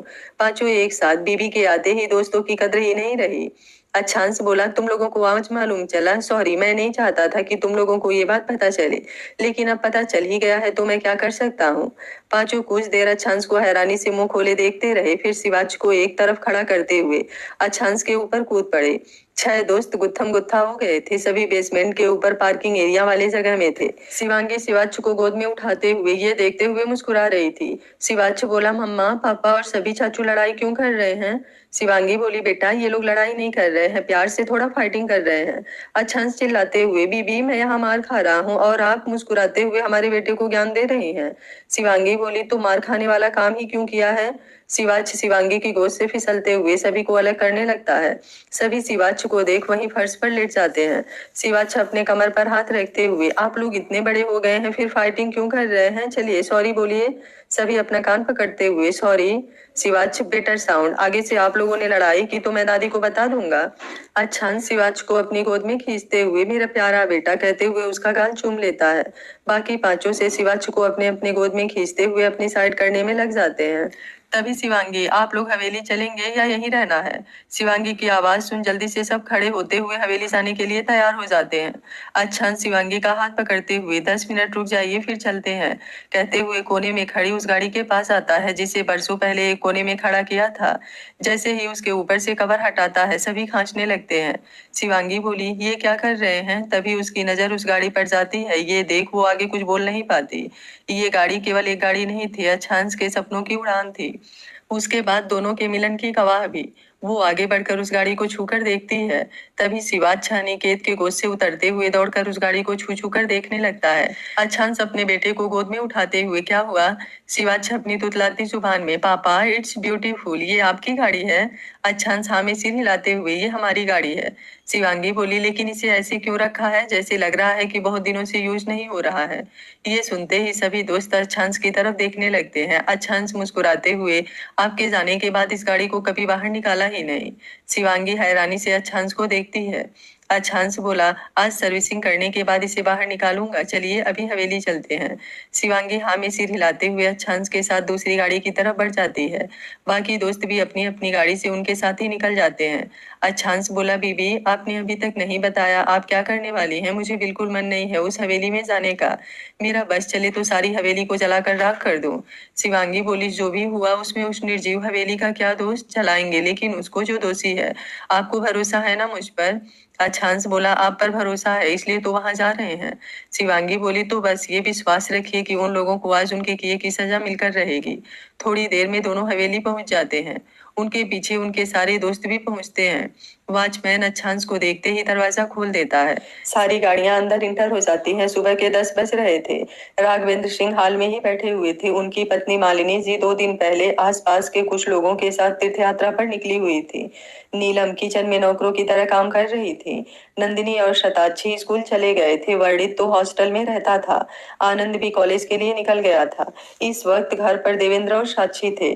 सुरेंद्र ऑफिस चले गए थे क्योंकि वो उसे कंपनी में एक साधारण एम्प्लॉय थे जिनके टाइम पर ना जाने से सैलरी भी कट हो सकती थी। अच्छांश गाड़ी एक तरफ रोक कर एक नजर उस हवेली को देखता है। शिवांगी भी पहली बार इस हवेली को देख रही थी। अच्छांश गाड़ी से उतरकर दूसरी तरफ शिवांगी को उतारता है। शिवाच्छा अनजान जगह देखकर, पापा ये किसका घर है? शिवांगी बोली, ये आपके पापा का घर है। शिवाच्छा आश्चर्य से, हमारे कितने घर हैं? यह सुन सभी मुस्कुरा देते हैं। अच्छांश शिवांगी का हाथ पकड़ते हुए, बीबी एक बार और सोच लीजिए, क्योंकि अगर किसी ने भी आपको कुछ भी गलत बोलने की कोशिश की तो मैं बर्दाश्त नहीं कर पाऊंगा। शिवांगी बोली, आपको बर्दाश्त करने की जरूरत भी नहीं है, लेकिन आप अपनी एनर्जी बचा कर रखिए, क्योंकि इन लोगों के लिए मैं खुद ही काफी हूँ। पीछे से अनिकेत, बिल्कुल ठीक कहा भाभी ने, अगर याद नहीं है तो मेहरा कंपनी में इनका गुस्सा जो तुझ पर निकला था उसे याद कर ले। ये सुनते ही शिवांगी थोड़ा झेप जाती है। अच्छांश मुस्कुराते हुए शिवांगी का हाथ पकड़कर आगे बढ़ जाता है।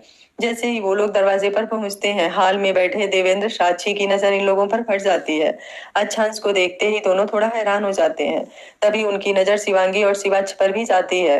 राघवेंद्र सिंह अच्छांश को देख जैसे ही खुश होकर सोफे से खड़े होते हैं, शिवांगी को देख उनके चेहरे का रंग उड़ जाता है। शिवांगी ने इस वक्त एक सिंपल लेकिन बहुत ही सुंदर साड़ी पहनी हुई थी। अच्छांश की तबीयत की वजह से उसने अभी तक शॉपिंग नहीं की थी, लेकिन आज हवेली आने के लिए वो अस्मिता जैसे उनकी एक साड़ी ली थी। शिवांगी अच्छांश के साथ खड़ी राघवेंद्र सिंह के चेहरे का उड़ा रंग देखकर मन ही मन मुस्कुरा रही थी, लेकिन चेहरे के भाव बिल्कुल सख्त थे।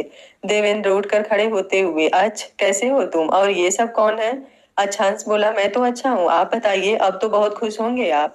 देवेंद्र हंसते हुए, मैं तो बिल्कुल अच्छा हूँ, लेकिन तुम यहाँ क्या कर रहे हो? भूल गए अब ये हवेली मेरी है और बिना मेरी इजाजत के तुम यहाँ क्या करने आए हो?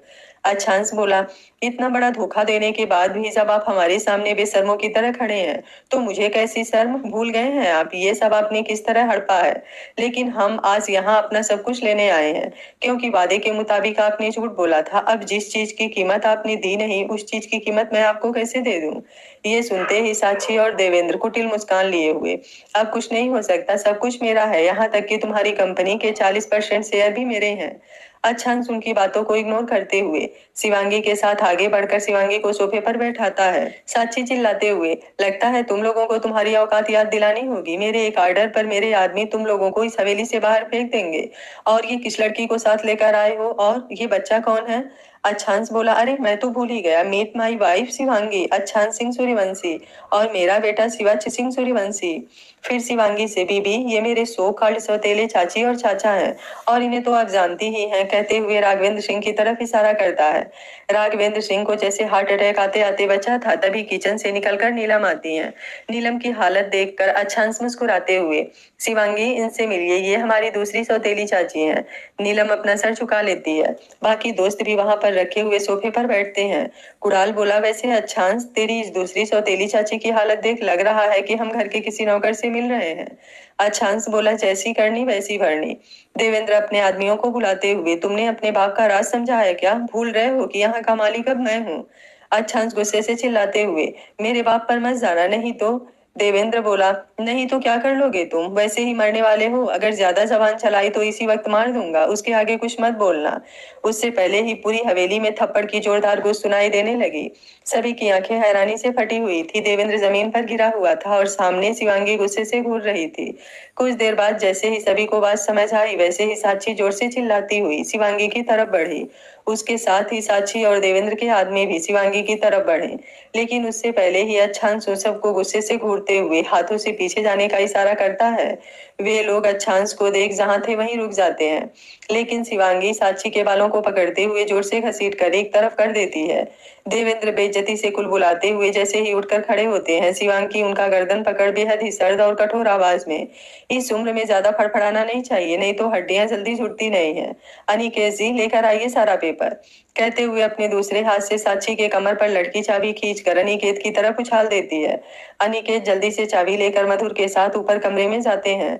साक्षी के तो होश गायब हो गए थे। देवेंद्र अभी भी अपनी गर्दन छुड़ाने की कोशिश कर रहा था। शिवांगी उसे नीचे फर्श पर धकेलते हुए उसके पैरों पर अपने पैर रख देती है। देवेंद्र की चीख पूरे हाल में गूंज रही थी, लेकिन किसी को भी इससे फर्क नहीं पड़ रहा था। राघवेंद्र सिंह शिवांगी का ये रूप देख सोफे पर एक तरफ दुबके हुए थे, उनकी कुछ बोलने की भी हिम्मत नहीं हो रही थी।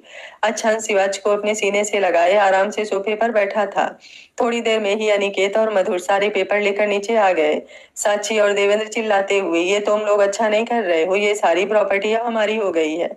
शिवांगी नीचे जमीन पर एक घुटना मुड़कर बैठते हुए, कौन सी प्रॉपर्टी तेरी हो गई है, कहते हुए अनिकेत की तरफ हाथ बढ़ाती है। अनिकेत सारे पेपर शिवांगी के हाथों में दे देता है। शिवांगी एक पेपर देवेंद्र को दिखाते हुए, ये हवेली का पेपर, कहते हुए उस पेपर के टुकड़े कर देती है। साक्षी पेपर लेने के लिए उसकी तरफ बढ़ती है। उससे पहले ही शिवांगी उसके गालों पर जोर से एक थप्पड़ जड़ देती है। कुछ देर के लिए उसे कुछ भी सुनाई देना बंद हो गया था। शिवांगी दूसरा पेपर निकालते हुए, वैसे तुम लोग इतने बेवकूफ हो ये मुझे पता ही नहीं था। लगता है टीवी सीरियल और फिल्मों की स्टोरी तुम लोगों के सर चढ़कर बोल रही है। अरे बेवकूफों, एक बार इन सारे पेपर को कोर्ट में जमा करवा कर दाखिल खारिज तो करवा लेते। केवल साइन होने से किसी की प्रॉपर्टी किसी के नाम हो जाती तो ये दुनिया आज तक खुद में ही कटकर मर गई होती। रियल जिंदगी में प्रॉपर्टी जमीन इतनी आसानी से केवल एक साइन होने से किसी के नाम नहीं होती। बहुत सारी प्रक्रिया और दाखिल खारिज के बाद कोई भी प्रॉपर्टी किसी के नाम होती है। कहते हुए दूसरा पेपर भी फाड़कर फेंक देती है। ये अच्छांश के पापा के कंपनी वाले पेपर थे। देवेंद्र को तो जैसे सदमा लग गया था। साक्षी बहरी के साथ गूंगी हो गई थी। शिवांगी धीरे धीरे सारे पेपरों के टुकड़े करती जा रही थी। नीलम एक तरफ जाकर सुरेंद्र को फोन करने लगी। सारी बात बताते हुए घर आने को कहती है। सुरेंद्र भी अच्छांश और उसकी पत्नी के बारे में सुनकर जल्दी से ऑफिस से निकल जाते हैं। नीलम अपनी बेटी को भी फोन करके घर आने को कहती है। शिवांगी लास्ट में अच्छांश की मोटर कंपनी के 40% शेयर वाले पेपर फाड़ते हुए, अब बारी तुम लोगों की। देवेंद्र और साक्षी की आंखें दहशत से फैल गई थी। उनके आदमी एक तरफ खड़े हुए थे, उनके आगे बढ़ने की हिम्मत नहीं हो रही थी। शिवांगी बोली, वैसे तो तुमने जो लफ्ज मेरे पति के लिए निकाले उसके लिए तो मैं तुम्हें जान से मार देती, लेकिन उसमें मजा नहीं आएगा। तुम लोगों की वजह से अच्छांश और उनकी माँ ने बहुत तकलीफें उठाई हैं। अब उन सबका हिसाब करना है। देवेंद्र का अब सब कुछ खत्म हो चुका था। वो गिड़गिड़ाते हुए, हमसे गलती हो गई, हमें माफ कर दो। शिवांगी बोली, बड़ी जल्दी याद आ गई कि तुमसे गलती हुई है, लेकिन मैं भूल गई कि तुम लोगों से गलती हुई है। तुम लोगों ने जो किया है उसे गलती नहीं गुनाह कहते हैं। अभी जिस मुंह से कुछ देर पहले कहा था ना, तेरे बाप का राज है। हाँ, है बाप का राज, और इस राज में तुम लोगों को सौतेले होते हुए भी अपनों से बढ़कर प्यार दिया, सारी जरूरतें पूरे की, लेकिन तुम लोग तो आस्तीन के सांप निकले।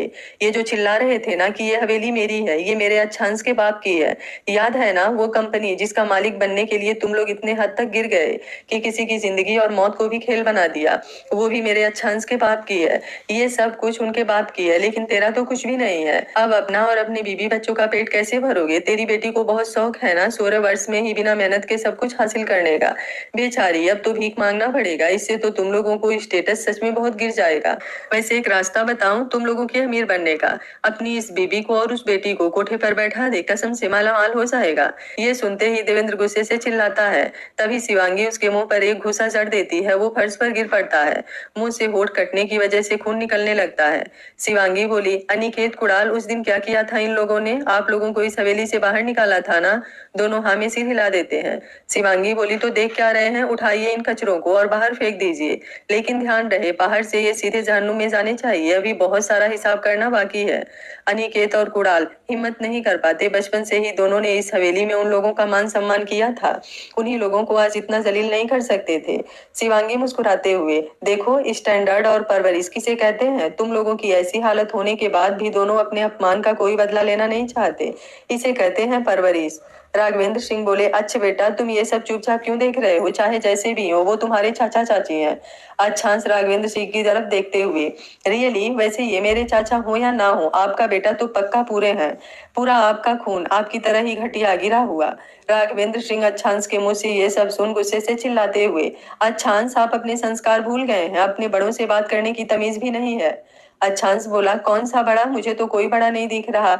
औरत की इज्जत नहीं करने वाला इस दुनिया में उस गंदी नाली में रहने वाले कीड़े से भी ज्यादा गिरा हुआ होता है। और ऐसे गिरे हुए आदमी से मेरा कोई नाता नहीं। ये तो मेरी माँ का परवरिश है कि इतना सब होने के बाद भी मैं आपके सामने बैठा हूँ और आप मेरे सामने सही सलामत है। नहीं तो जो आपने किया है उसके बाद तो जिंदा इस जमीन में दफन कर देता, फिर भी कम होता। राघवेंद्र सिंह अच्छांश का गुस्सा देख खौफ खाने लगते हैं। शिवाच अच्छांश को इतने गुस्से में देख उससे और ज्यादा चिपक जाता है, जिसे देख अच्छांश अपनी आंखें बंद कर खुद को काबू करता है। कुणाल बोला, भाभी, इन लोगों के लिए अपने हाथ गंदे करने की जरूरत नहीं है। अब सब कुछ ठीक हो गया है। इन लोगों को छोड़ दीजिए। घर में इतने सारे नौकर हैं, इन लोगों को भी उनके साथ ही काम पर लगा देते हैं। अगर बाहर भीख मांगेंगे तो आप लोगों का ही नाम खराब होगा। साची और देवेंद्र के पास भी अब कोई रास्ता नहीं था। वे लोग जल्दी से अपने हाथ जोड़ते हुए, कुणाल, कुणाल ठीक कह रहा है। हम लोग घर के सारे काम कर देंगे, लेकिन हम लोगों को घर से मत निकालो। हम लोग कहाँ जाएंगे? शिवांगी बोली, जब 8 साल पहले इन्होंने अपनी माँ के साथ घर छोड़ा था तब ये बात ध्यान में नहीं आई कि वे लोग कहाँ जाएंगे।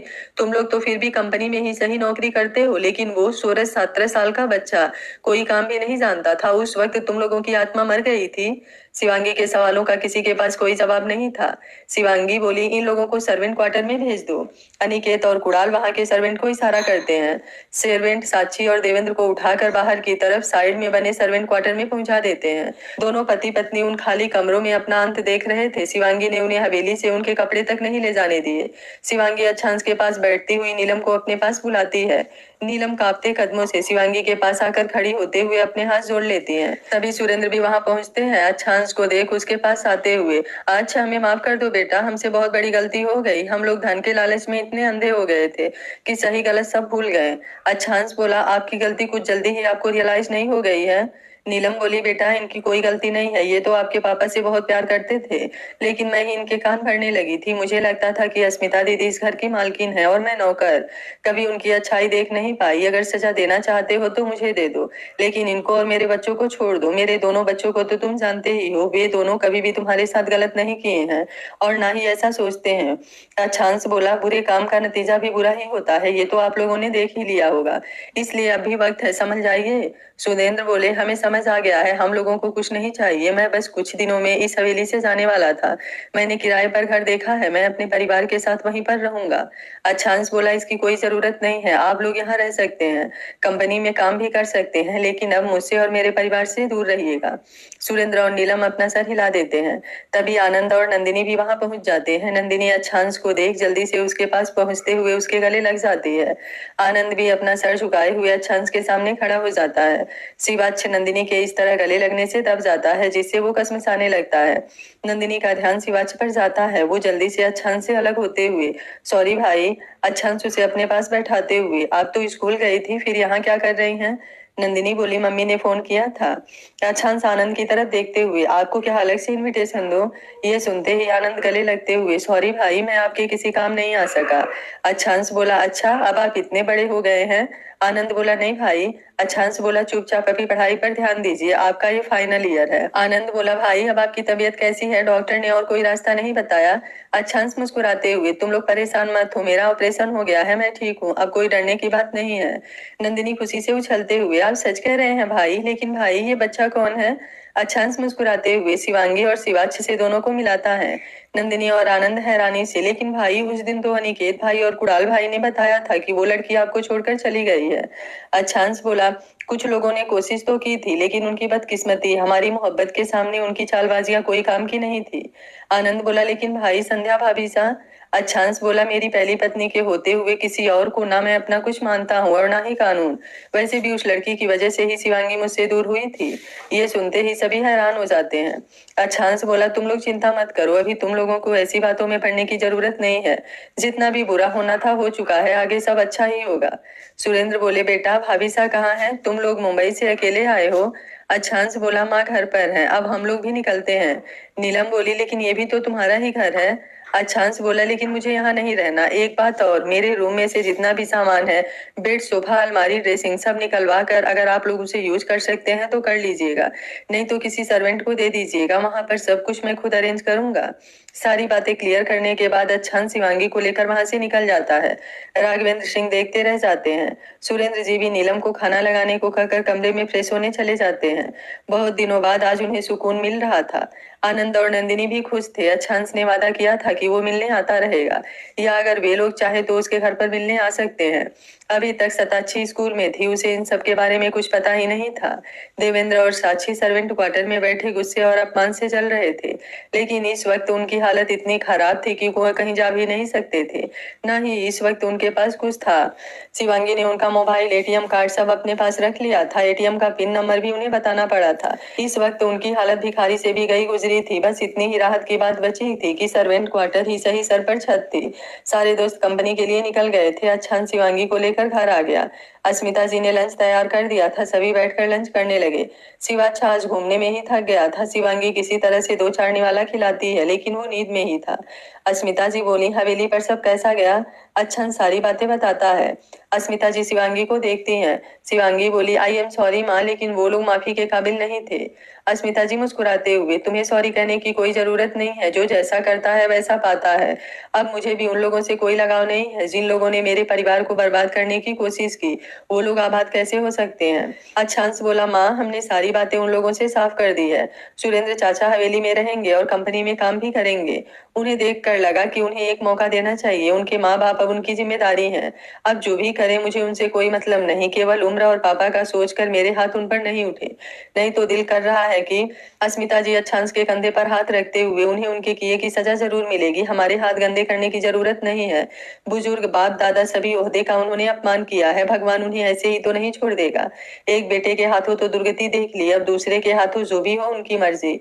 अच्छांश बोला लेकिन माँ मुझे थोड़ा डर है कि उन्होंने अब शिवांगी और शिवाच को देख लिया है, कहीं फिर से इस बार भी वो कोई चाल तो नहीं चलेंगे। अस्मिता जी बोली किसी के भी सब्र की सीमा होती है और हमारे सब्र की सीमा टूट गई है। अगर अब उन्होंने कोई भी चाल चली तो अब हम बिल्कुल बर्दाश्त नहीं करेंगे। उद्भव सिंह बोले आप लोग थोड़ा सतर्क रहिए, क्योंकि ऐसे लोगों का कोई भरोसा नहीं होता। कभी कभी ऐसे लोग अपने झूठे ईगो के लिए मरते मरते भी झूठ बोलना और चाल चलना नहीं छोड़ते। शिवांगी बोली मुझे नहीं लगता डैड कि अब वो हमसे उलझने की कोशिश करेंगे, लेकिन फिर भी हम सतर्क रहेंगे। अगर अब की बार कुछ किया तो शायद वो उनकी जिंदगी का अंतिम दिन होगा।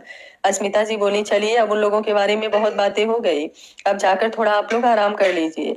अच्छांश शिवांगी के साथ कमरे में आता है। शिवांगी जैसे ही बेड की तरफ बढ़ती है, अच्छांश उसे अपनी बाहों में उठाकर बेड पर लेकर आता है।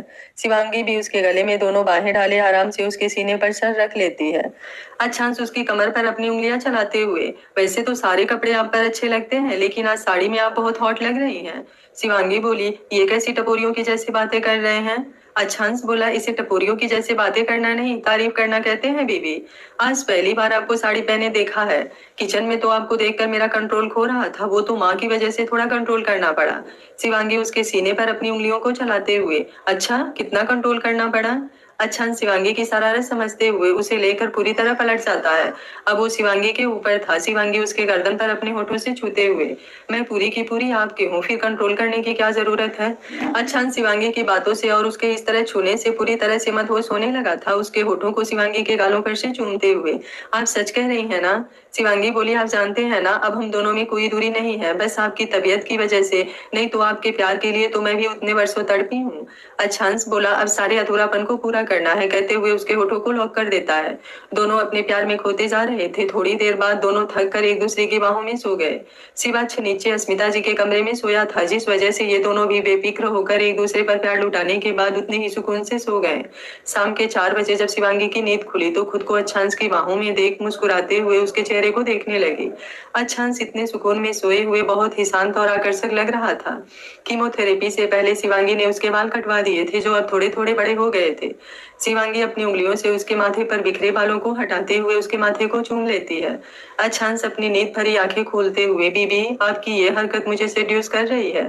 शिवांगी ये सुनते ही अच्छांश की आंखों में देखती है, नींद से भरी लाल गुलाबी आंखें जिसमें शिवांगी की मतवसी छाई हुई थी।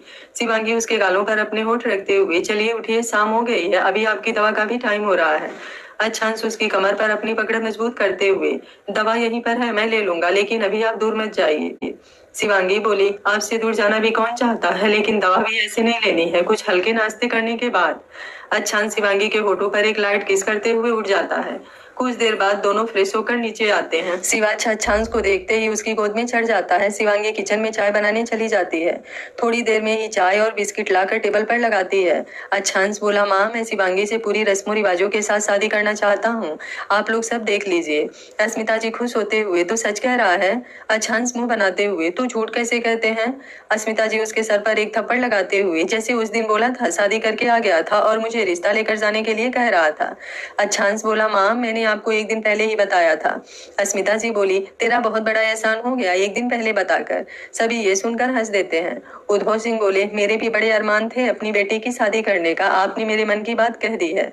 अस्मिता जी बोली, मैं आज ही पंडित जी से बात करती हूँ, तू अपने दोस्तों को बता देना। अच्छांश बोला, मैं थोड़ी देर के लिए कंपनी जा रहा हूँ, रात तक आ जाऊंगा। शिवांगी उसे मेडिसिन देती है। अस्मिता जी बोली, अगर जल्दी आ सका तो पनीर लेते आना। अच्छांश बोला, ओके पापा मैं भी चलूंगा। शिवाच बोला, बेटा मैं घूमी घूमी नहीं जा रहा हूँ, काम से जा रहा हूँ, आप खेलिए, तब तक पापा जल्दी से आ जाएंगे। शिवांगी दरवाजे तक आते हुए, ख्याल रखिए अपना, तबीयत ठीक होने का मतलब नहीं है कि लापरवाह हो जाइएगा। अच्छा शिवांगी को अपने करीब खींचकर, बिल्कुल लापरवाही नहीं करूंगा, बस आपके लिए सरप्राइज लेने जा रहा हूँ, आप भी आराम कीजिए, नहीं तो अगर मेरा दिल बगावत पर आ गया तो। शिवांगी शर्म से उसे धक्का देते हुए अंदर आ जाती है। अच्छांश मुस्कुराते हुए अपनी गाड़ी की तरफ बढ़ जाता है। अच्छांश ऑफिस पहुंचकर अपनी उस प्यारी गाड़ी के पास जाता है। उसके आगे का दरवाजा खोलते हुए वो सीट के नीचे से पीछे के सीट वाला कवर निकालता है। अच्छांश उस पर धीरे से अपने होठ रखते हुए, काश ये बात पहले याद आ जाती। पीछे से सारे दोस्त उसकी ये हरकत देख हैरान हो रहे थे। मधुर बोला, यार तुम लोगों को भी वही दिख रहा है जो मुझे दिख रहा है। अनीस बोला, हाँ ये इस सीट कवर को क्यों चूम रहा है। नितिन बोला, यार कहीं बहुत दिनों से ये गाड़ी बंद रहने की वजह से इस पर किसी चुड़ैल का साया तो नहीं हो गया, जिसे खोलते ही अच्छे उसके चपेट में आ गया। लेकिन कुणाल और अनिकेत को सोचते हुए मुस्कुरा रहे थे। अनिकेत ने गूगल पर बहुत दिन पहले ही सर्च करके कुछ बातें जान ली थी, जिसके लिए उसकी कुटाई हुई थी।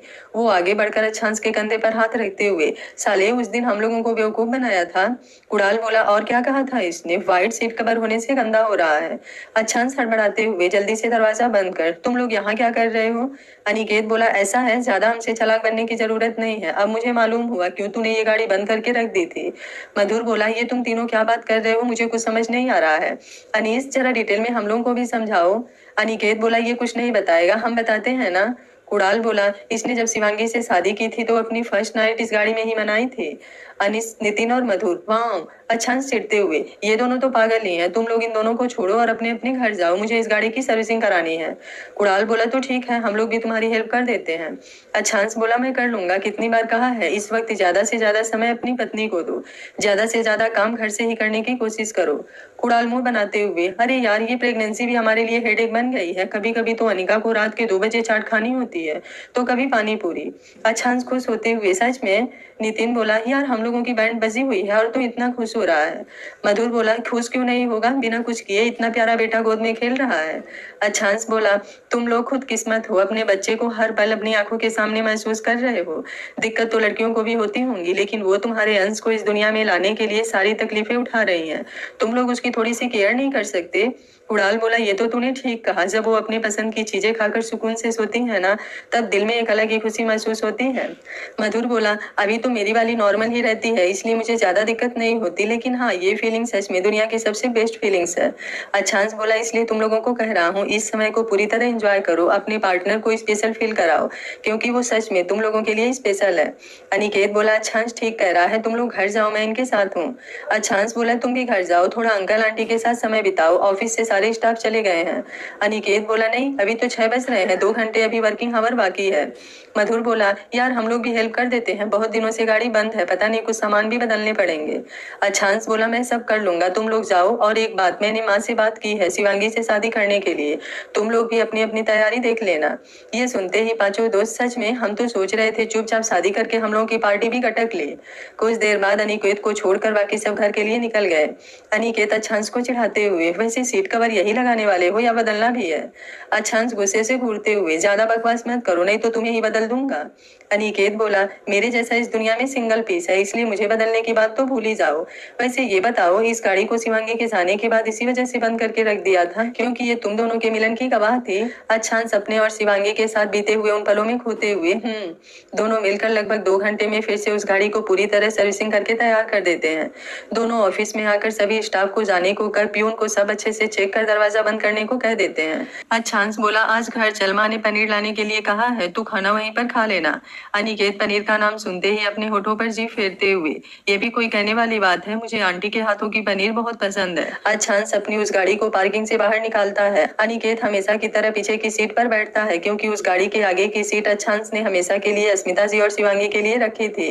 दोनों वहां से मार्केट के लिए निकलते हैं। वहां से पनीर और कुछ सामान लेकर घर आते हैं, तब तक 9 बज चुका था। अस्मिता जी बोली, जब इतनी देर हो गई थी तो छोड़ देता आज। अच्छांश बोला, कोई ज्यादा देर नहीं हुई है, शिवाज को पहले खिला दीजिए। शिवाज खाने के बाद जल्दी ही सो गया, उसके सोने का टाइम हो गया था। शिवांगी एक तरफ चावल चढ़ाकर दूसरी तरफ पनीर और रोटी तैयार करती है। लगभग 10:30 बजे तक सभी खाना खाने बैठ जाते हैं। अनिकेत बोला, आंटी, आपके जैसे ही भाभी के हाथों में भी जादू है? अस्मिता जी मुस्कुराते हुए, वो तो है, सभी खाने की तारीफ करते हुए खाना खाते हैं। अनिकेत खाना खाकर अपने घर के लिए निकल जाता है। अस्मिता जी और उद्भव सिंह भी सोने चले जाते हैं। शिवांगी किचन समेटने में लगी हुई थी, तभी अच्छांश किचन में आते हुए पीछे से उसे बाहों में भर लेता है। शिवांगी बर्तन धोकर स्टैंड पर लगा रही थी। अच्छांश बोला, 1-2 दिन में मेड और सर्वेंट आ जाएंगे, आप अब मुझ पर और अपने काम पर फोकस कीजिए। शिवांगी मुस्कुराते हुए, मेरी फर्स्ट प्रायोरिटी आप ही है, ना आपसे पहले कुछ है ना आपके बाद कुछ। अच्छांश उसका हाथ उलाते हुए, पहले बाहर चलिए, आपके लिए सरप्राइज लेकर आया हूँ। शिवांगी बोली, कमरे में शिवाज अकेला सोया होगा। अच्छांश बोला, बस 10 मिनट। शिवांगी बोली, ओके। अच्छांश उसे लेकर बाहर आता है, दरवाजे पर ही वो गाड़ी खड़ी थी। शिवांगी उसे देखते ही मुस्कुरा देती है। अच्छांश उसे गाड़ी के पास लेकर आते हुए, आपको याद है ना, इस गाड़ी में हमारी खूबसूरत लम्हे गुजरे थे, कहते हुए आगे का दरवाजा खोल सीट कवर बाहर निकालता है। शिवांगी उसे देखकर कंफ्यूज होते हुए, कवर क्यों बाहर निकाल दिया? अच्छांश बोला, चलिए कमरे में चलकर देख लीजिएगा। वो शिवांगी को लेकर कमरे में आता है। शिवांगी को जानने की जल्दी मची हुई थी कि आखिर इसका सीट कवर में ऐसा क्या है। अच्छांश दरवाजा बंद करने लगता है और शिवांगी उस सीट कवर को खोलकर देखने लगती है। तभी उसकी नजर उस पर लगे हुए कुछ धब्बों पर जाती है। अच्छांश शिवांगी को पीछे से अपनी बाहों में लेते हुए अपने चेहरे को उसके कंधे पर रखकर, याद आया कुछ? शिवांगी की आंखें भर आई थी। अच्छांश उसे अपनी तरफ घुमाकर उसका चेहरा अपने हाथों में लेते हुए, उसके भीगी पलकों पर अपने लव रखते हुए, हमारे पहले मिलन का सबूत है ये, जिसे मैं भुला बैठा था। शिवांगी उसके सीने से लगती हुई, आपने इसे अभी तक संभाल कर रखा है? अच्छांश बोला, आपसे जुड़ी हर चीज मेरे लिए अनमोल है और ये तो बहुत खास है, कहते हुए उसे अपनी बाहों में उठाकर बेड पर आ जाता है। एक तरफ शिवाच सोया हुआ था। अच्छांश उधर से तकिया लगाकर शिवांगी के पास आ जाता है। शिवांगी भी उसके गले में अपनी दोनों बाहें डाल लेती है। अच्छांश हाथ बढ़ाकर लाइट ऑफ करके शिवांगी में खो जाता है। शिवांगी भी अपने प्यार में खोते हुए मदहोश हो जाती है। अच्छांश अपने होठों से शिवांगी के माथे पर किस कर लेता है। शिवांगी की आंखें अपने आप बंद हो जाती है। अच्छांश की हर एक हरकत शिवांगी को एक दूसरी दुनिया में ले जाती थी, जहां वो सब कुछ भूल कर अच्छांश में खो जाती है। आगे क्या होगा इस कहानी में जानने के लिए देखते रहिए कहानी का अगला भाग। अगर आपको कहानी अच्छी लग रही है तो वीडियो को लाइक, शेयर एंड चैनल को सब्सक्राइब कर लीजिएगा। Thank you for watching. मिलते हैं कहानी के अगले भाग में।